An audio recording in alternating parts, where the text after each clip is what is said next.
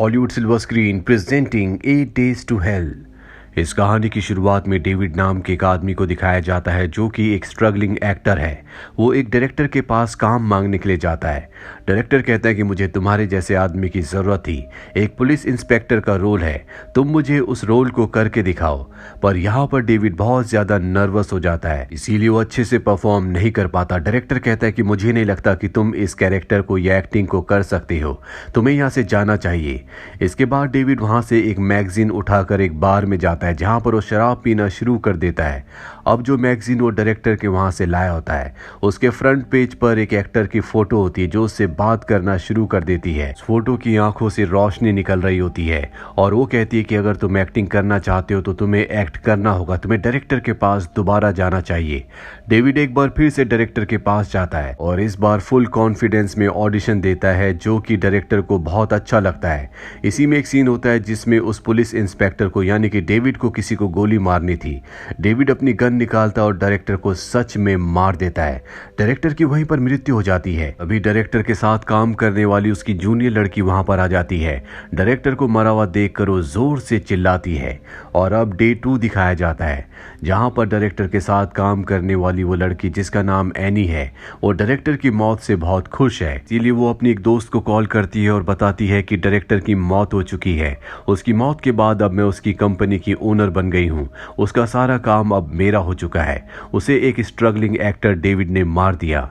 उसकी दोस्त कहती है कि मैं डेविड से मिलना चाहूंगी और इसके बाद एनी डेविड को अपनी दोस्त के पास भेजती है। एनी की दोस्त डेविड को देखकर बहुत खुश होती है और कहती है कि मुझे मेरी दोस्त एनी ने बताया कि तुम बहुत अच्छे एक्टर हो, मैं भी तुमसे एक्टिंग सीखना चाहती हूँ। पर डेविड इसे भी मारना चाहता है। वो अपनी गन में साइलेंसर लगाता है पर इससे पहले कि वो इसे मारता, वो लड़की डेविड से कहती है कि मैं तुम्हारे साथ एक ड्रिंक पीना चाहूंगी। डेविड इसके लिए मान जाता है और जैसे डेविड ड्रिंक पीता है तो वो बेहोश हो जाता है। जब उसे होश आता है तो वो बंधा हुआ होता है। वो लड़की उसके सामने होती है और कहती है कि मुझे बहुत भूख लगी है, मैं तुम्हें अपना खाना बनाना चाहूंगी। इसके बाद वो एक अजीब से कीड़े में बदल जाती है और डेविड को खा जाती है। इसके बाद वो एनी को कॉल करती है और कहती है कि मैंने तुम्हारे दोस्त को अपना खाना बना लिया, मुझे इसी तरह के और भी इंसानों की जरूरत है। यहाँ पर हम एनी की दोस्त के पैर में एक टैटू देखते हैं और ठीक ऐसा ही टैटू एनी के पैर में भी होता है, जिससे हमें समझ में आ जाता है कि एनी भी इसी की तरह एक हैवान है, वो इंसान नहीं है। ये दोनों के दोनों एक ही प्रजाति के हैं। अब डे 3 दिखाया जाता है जहां पर हमें एक आदमी को दिखाया जाता है जो बहुत ही ज्यादा रिलीजियस होता है। वो ईश्वर पर विश्वास रखता है और एनी जैसे लोगों को मारता है जो इंसानों की शक्ल में इंसानों के बीच में रहते हैं। इस आदमी का नाम पीटर होता है। एनी की वो दोस्त जिसने डेविड को मारा था वो पार्टी से आ रही होती है और तभी पीटर उसे पीछे से पकड़ लेता है और उसे जान से मार देता है, जिसके बाद वो बहुत रोता भी है क्योंकि ये एक अच्छा इंसान है और किसी की भी हत्या नहीं करना चाहता, लेकिन शायद ये ऐसा करने के लिए मजबूर है। पीटर इसके बाद चर्च जाता है जहां पर वो फादर के सामने अपने गुनाहों को कबूल करता है।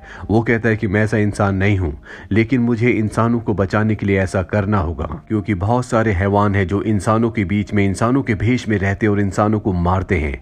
जब मैं छोटा था तो मेरे माँ बाप मुझे बहुत मारते थे, जिस वजह से मेरे दिल का मेरे मन का सारा डर हमेशा के लिए गायब हो गया और अब मैं किसी से नहीं डरता। फादर पीटर से कहते हैं कि तुम चिंता मत करो, सब कुछ ठीक हो जाएगा।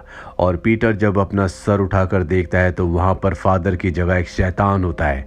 दरअसल फादर भी एक शैतान होते हैं जो रूप बदलकर यहाँ पर रह रहे होते हैं। उनका चेहरा पूरी तरह से लाल होता है। अब डे 4 दिखाया जाता है जहां पर पीटर एक लड़की का पीछा कर रहा होता है। तभी एक आदमी गाड़ी से उतरता है और पीटर को बेहोश करके अपने साथ अपने घर ले जाता है। पीटर उससे पूछता है कि तुम मुझे यहाँ पर क्यों लाए हो। वो कहता है कि मैंने कई दिनों से तुम पर नजर रखी थी, मुझे पता है कि तुम कई सारे मासूम लोगों को मार चुके हो।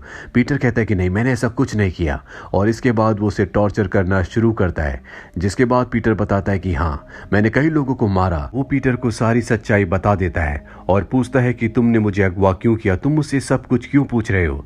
पीटर बताता है कि मैं अपनी पत्नी से बहुत प्यार करता था, मैंने उससे वादा किया था कि मैं उसे जिंदगी में हर एक चीज ला कर दूंगा, लेकिन उसे जी वायरस हो गया और वो इंसान से ज़ॉम्बी बन गई और अब उसे अपनी भूख मिटाने के लिए इंसानों की ज़रूरत है। इसीलिए मैं तुम्हें अगवा करके यहाँ पर लाया हूँ ताकि वो अपनी भूख मिटा सके। इसके बाद यहाँ पर उस आदमी की पत्नी आ जाती है जो ज़ॉम्बी है और पीटर को मार देती है। अब आता है डे 5, जहाँ पर हमें वो आदमी जिसकी पत्नी ज़ॉम्बी है उसके नेबर्स को दिखाया जाता है जो कि एक बूढ़ा कपल है। वो अपने घर के बाहर एक बोर्ड लगाते हैं कि इनके घर में एक रूम अवेलेबल है जो रेंट पर देना चाहते हैं, जिसे वहीं पर जॉगिंग करती हुई एक लड़की देख लेती है। दरअसल इसकी दोस्त को रूम की ज़रूरत है, इसीलिए इस बोर्ड की फोटो खींचकर वो अपनी दोस्त को भेज देती है और बताती है कि यहाँ पर एक रूम अवेलेबल है। अब डे 6 दिखाया जाता है, यहाँ पर वो लड़की जो कि टेनेंट है वो इनके घर पर पहुंच जाती है। ये बताते हैं कि हमारा घर बहुत अच्छा है, यहाँ पर तुम्हें कोई प्रॉब्लम नहीं होगी। यहाँ पर एक लड़की की फोटो भी होती है। वो टेनेंट पूछती है कि ये फोटो किसकी है। वो बूढ़ा कपल बताता है कि ये हमारा बेटा है, और इसके बाद वो उस लड़की को यानी कि अपनी टेनेंट को उसका रूम दिखाते हैं जो उसे बहुत ही पसंद आता और कहती है कि कल मैं यहाँ पर अपना सारा सामान लेकर आ जाऊंगी। तभी फोन की घंटी बजती है और जब वो लेडी फोन उठाती है तो दूसरी तरफ उसका बेटा होता है जो कहता है कि मुझे भूख लगी है। वो लेडी कहती है कि तुम्हारा खाना तैयार है, और अब वो अपने घर पर आ जाता है। आसमान में तभी पूरा चांद निकलता है, जिसके बाद वो लड़का वेयरवुल्फ में बदल जाता है। दरअसल ये एक भेड़िया होता है जो पूरा चांद निकलने पर अपने असली रूप में आ जाता है। तभी घर की बेल बजती है। जो लड़की घर देखने के लिए आई होती है वो कहती है कि मैं दरवाजा खोलती हूँ, और जब वो दरवाजा खोलती है तो यहाँ पर इस कपल का बेटा जो कि अब भेड़िया बन चुका है वो होता है और उस लड़की को मार देता है। इसके बाद ये कपल एक बार फिर से रूम रेंट का बोर्ड बाहर लगा देते हैं। दरअसल अपने बेटे की भूख मिटाने के लिए ये हर रोज ऐसा ही करते थे, और जब भी कोई रूम देखने के लिए आता था तो इनका बेटा जो कि वेयरवुल्फ है वो उसे अपना खाना बना लेता।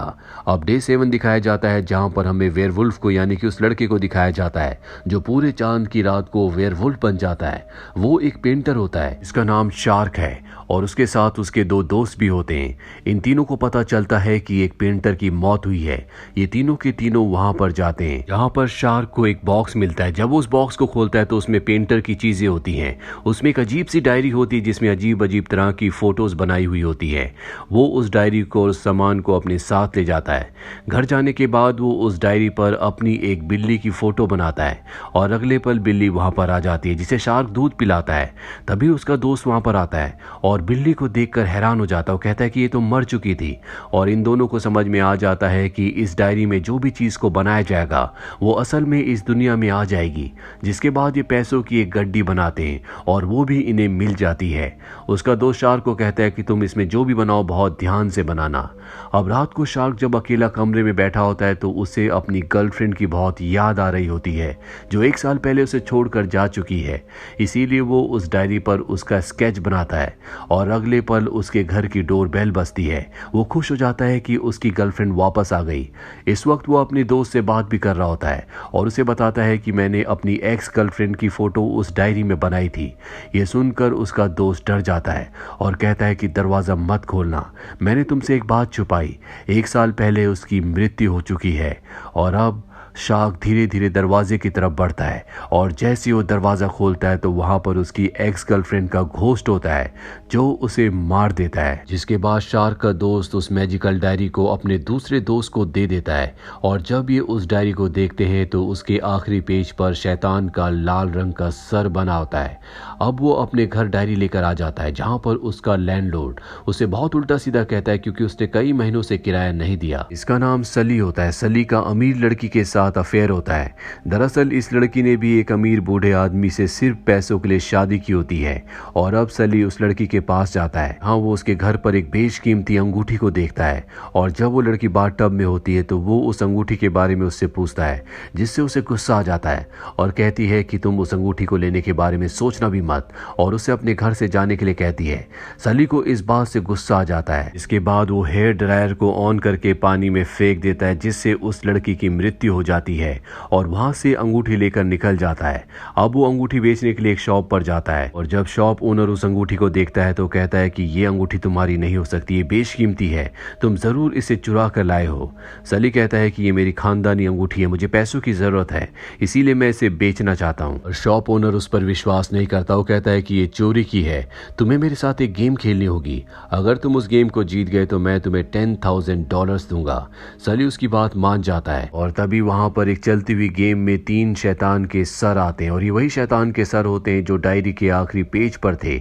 उसे समझ नहीं आता कि वो इस वक्त कहां पर है और जब उस शॉप ओनर की तरफ देखता है तो वही शैतान होता है जिसका पूरा चेहरा शोलो की तरह जलता हुआ होता है।